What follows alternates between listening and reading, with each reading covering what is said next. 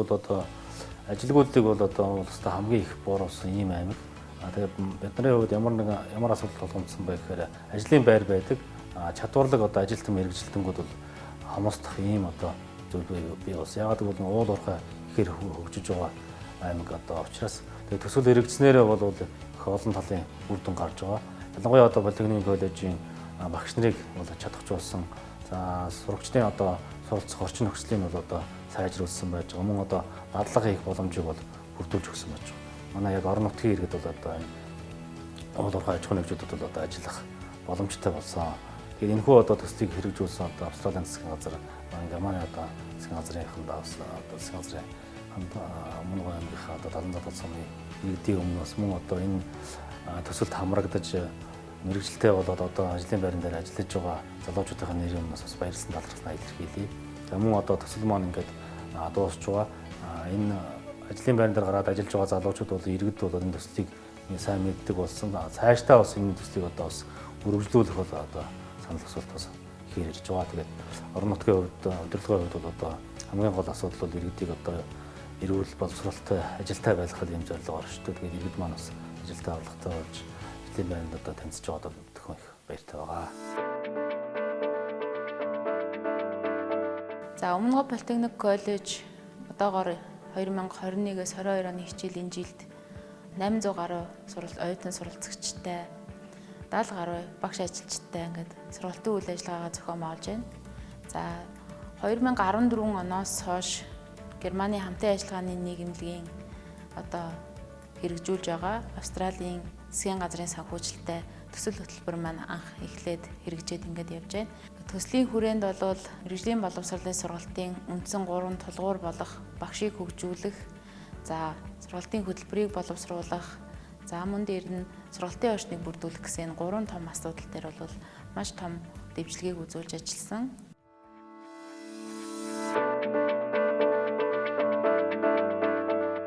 Дараагийн нэг ажил бол сургалтын хөтөлбөрүүдийг шинчлэх ажлууд байгаа. За мэдээж манай сургуулийг анх энэ төсөл эхлснээс хойш гагнуур одоо барилгын чиглэл, дээрээс нь гагнуур механикийн чиглэлээр, металлын чиглэлээр нь бол дэмжиж ажилласан. За энэ чиглэлийн мэргэжлийн хөтөлбөрүүдийг шинчлэх, тэгээ хөтөлбөрүүдийн одоо чанарыг ажил олгогчдын хэрэгцээнд нийцүүлэх тал дээр бол сайжруулалтыг хийж ажилласан байгаа.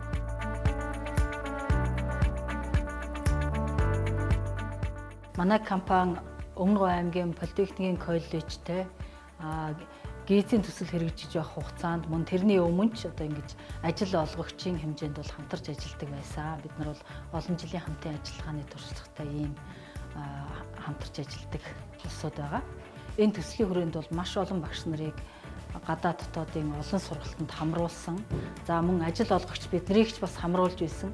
За ингэж хамруулснаар бол ажил олгогчд бол бас энэ Политехникийн коллежээс төгсж ирж байгаа хүүхдүүдтэй хамтрах, энэ коллежийн үйл ажиллагааг одоо ойлгох энэ байдал бол өөр төвшөнд одоо агсан төвшөнд гарсан. Бусад компаниудын адил одоо Политехникийн коллежийн мэргэжлийн зөвлөлд бас хамтарч ажилладаг. Би одоо барилгын мэргэжлийн зөвлөлд ажиллаж байгаа.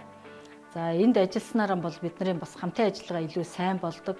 Тэгээд сургалтын хөтөлбөр болоод хэрэгцээтэй мэргэжил энэ дээр бол бид нар санал өгдөг. Жишээлбэл Өмнөговын коллежид одоо бетон арматурчин гэдэг юмыг бэлддэггүй байсан. Бид нар энэ дээр маш их санал тавиад ингээ бетон арматурчныг бэлдэж байгаа. За тэгээд сургалтын хөтөлбөр дээр бас бид нар санал авдаг. Энэ нь бол биднэрт их таалагддаг юм аа. Тэгээд мэргэжлийн зөвлөлд ажилласнараа бол бид нар бас төгсөж байгаа оюутныхаа одоо шалгалтандаар ирж центр суудаг, зөвлөгөө өгдөг ингэж бол их хамтарч байгаа. Ажил олгогчийн хувьд Политехникийн коллежтэйгээ бидний ингэж хамтарч ажиллаж байгаа нь бол ирээдүйн чадамжтай боловсон хүчнээ одоо Политехникийн коллежийн бэлтгэлээс авах ийм боломж бол нэгдэж байгаа сэтгэл хангалуун байгаа. Төслийн хүрээнд бол гагнуурын чадамжийн төв, үйлдвэрийн механик буюу токерийн чиглэлийн чадамжийн төвийн одоо бүтээн байгуулалтууд хийгдсэн. Тэгээд эдгээр одоо ажлын хүрээнд бол гагнуурын чадамжийн төвийг бол 25 удаагийн сургалтаар Монгол улсын мэргэжлийн боловсролын сургуулийн багш ажилчид сурагчдын одоо хамтарсан сургалт дадлагын одоо зарчмаар энэ дадлагын төвийг байгуулсан. За энэ төв маань бол олон улсын стандартад нийцсэн ийм бүтээн байгуулалт байснараа онцлог байгаа. 2013 онд ирэхэд юучгүй юм хасаа байв. Ийм бүтээн байгуулалт хийснээр хүүхдүүд нь маш их хөрөнгө оруулалт, оюуны хөрөнгө оруулалт оруулсан гэж боддог. Бид нар ч одоо энэ сайхан зүйлийг өгсөнд маш их баярлж байна. Манай хамт олон манай сургуульд маш их хөрөнгө оруулалт хийлээ. Хойштын одоо бид нар энэ үлдсэн зүйлийг сайн сайхан авч явна гэсэн ийм л одоо хүсэл эрмэлзэл явж байна да. Багаж бүрэн бүтэн байна, багаж хүрэлцээтэй байна гэдэг бол цаашаа хүүхдүүд юм хийх одоо бүрэн болцоо цаашаа ажиллах бүрэн чадвартай болно гэж хоёроо боддог. Ер нь эндээ төгж гарсан хүүхдүүд оюу толгой юм уу, таван толгой, уурхаар өрөө юм, цахилгаанчдын захиалга гарахуд аваа явчихдаг. Нэг ээлжиндээ одоо нэг 20 гаруй сурагч сурж байгаа. За энэ тоног төхөөрөмжүүдийг ажилуулна гэдэг маань тийм ч амархан ажилуулдаг, тийм мэддэг болчдөг юм гэж байхгүй. Дандаа багш нарын одоо ур чадвар мэдлэг хуваалцаж байж мэрэгжилтэн болж ийгж төгсдөг байгаа. Манай сургууль бол одоо ISO 2045 стандартыг бол хангаж ажилладаг. За түүний үр дүн бол одоо гарч байгаа. Одоо энэ манай аймгийн одоо уул уурхайн салбарт төгссөн оюутангууд маань одоо ажилчнаар очиж ажиллаж байгаа. За тэр бол бидний одоо багш нар бидний бахархал юм. За бид нөө чинь үйлдвэрийн механикийн ангид токер фрезерийн мэргэжлэр хичээл нь ордог. За түүн дээр үнэн тоног төхөөрөмжтэй харьцаж ажилладаг. За ганц тоног төхөөрөмжийг ажилуулаад зогсохгүй тоног төхөөрөмжийнхөө эвдэрлэг өмтлийг засварлах, мөн арчил цэвэрлэх, за хоорондын зай, хүний ажиллах хөдөлмөрийн тал байг бас мэддэг болох. Гэх мэтчилэнгээр бас өндөр мэдлэг чадвартай болж ингэж төгсдөг байгаа.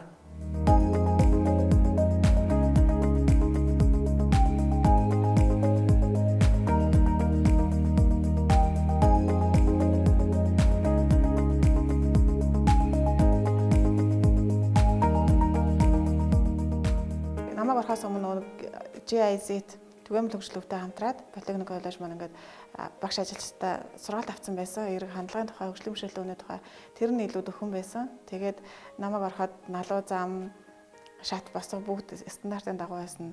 Маш их таалагдсан. Ажиллах таатай нөхцөлийг бүрдүүлж гисэн. Тэгээ ингээд хөгжлийн бэрхшээлтэй тэр хүн хэлбэрийн хөгжлийн бэрхшээлтэй ажиллаж байгаа нь бусад нөгөө хүмүүст аягүй эерэг мэдээлэл өгж байгаа. Би чадах юм байна, болох юм байна. Энэ сургууль чинь эмдээд бүтэц хүртээмжээ ингээд шийдсэн юм байна. Багш ажилчдын ойлголтыг эерэг учраас надад санаа зовох зүйл байхгүй юм байна гэдэг тэр мессежийг өгж байгаа гэж боддог. Манай төр сургаалтаар манай нэг хоёр найз маань эрд сурсан. Тэгээ одоо төгссөн байгаа.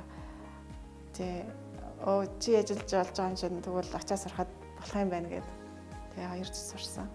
Одоо хүүхдүүд гэхэд чинь шал өөр хандлагатай хөгжлийн бэрхшээлтэй ингээ ажиллаж болж байна. Тэгээ нөгөө хүүхдүүд чинь нөгөө хараад тусалдаг. Өгчтэй туслаад өгөөж, багштай туслаад өгнө гэхэлэр айгүй гоё ингээд туслаад тэр нь ингээд дараагийн нөгөө өөр ажилд ороо явахдаа ч гэсэн тэр хүүхдүүд өөр хандлага болцсон байгаа байхгүй юу зүйлийг тэр хүүхдүүд төрүүлээ энэ хүнд ингэж туслал болно, ингүүл болно гэдэг нөгөө эвэртэй туйлаа үтсэн юм шиг биш тийм болж байгаа байх гэж боддог. Зөндөө хүүхдүүдээр туслалж ирсэн ер нь л хөгжлийн бэрхшээлтэй хүмүүс оюутнууд эрд суралцах боломж олгож байна. Тэгснээрээ ажилтай болно. Тэр нэг хөгжлийн бэрхшээлтэй хүн ажилтай болгоод түүний цаана тэр айлын амьдралтай тэгээ найз нөхөд хамаатаас одоо шал өөр төвшөнд очдог тий. Сонсголын бэрхшээлтэй хүүхдүүд зориулаад тийм тохиол тавьж өгсөн. Тохиолынхаа ачаар сонсголын бэрхшээлтэй хүүхдүүд хичээл орох цагаа болон завсарлах цагаа мэддэг. Ингэснээр одоо хин нэгний тусламжгүйгээр заавал тэглээ инглээ гэд тусламжгүйгээр өөрөө хараад ойлгочихж байна гэсэн.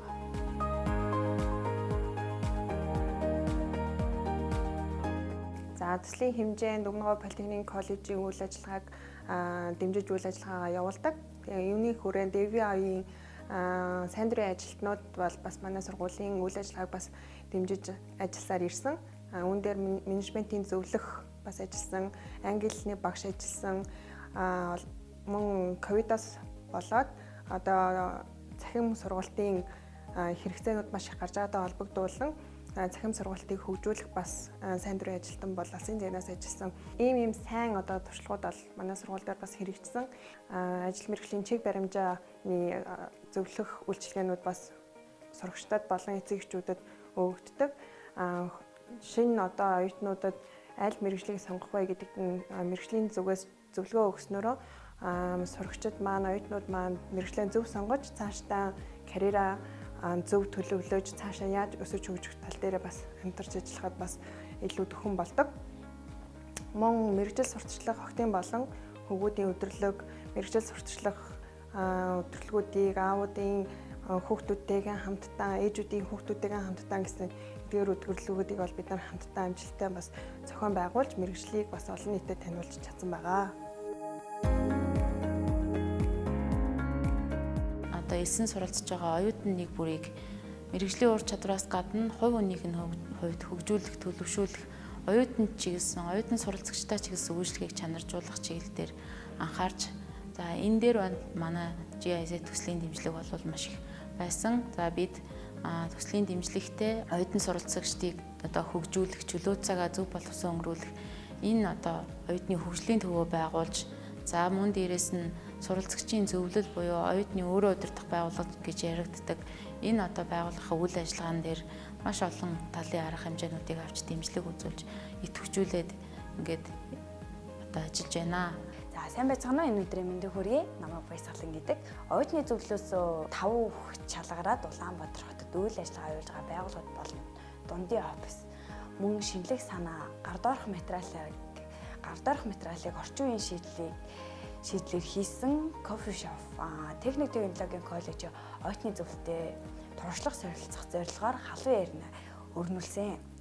Мөн Ратракти гэсэн залуучуудын байгууллагатай уулзсан. За ингэснээр бид өөрийгөө болон бусдыг хөгжүүлэх маш том боломж нэгсэн гэж үзэж байгаа. Энэ нь за тэгээд сургууль дээрээ стартапууд тогтжуулах, бусдыгаа манлайлах, оюутныхаа зөвлөлийг хөгжүүлэх гэх мэтлэн маш олон боломжууд нэгдсэн. Мөн Австралийн элчин сайдын яам GIZ төслийн баг хамт олонтой уулзаад ирсэн. Бидэрт маш их том урам зориг, хүч чадал, итгэл найдварыг төрүүлж өгсөн. Тиймдээ бид цаашдаа итгэл үнэмшлээ одоо няцаахгүйгээр цаашдаа илүү их зүйлийг бүтээж хийхээр төлөвлөж байгаа. Бүгээр хэлхийн маш их баяртай байгаа. Баярлалаа. Сайн байцгаана уу, оюутан суралцагчдаа 5 дахь орчин бүрдүүлж өгсөн та бүхэндээ баярлалаа.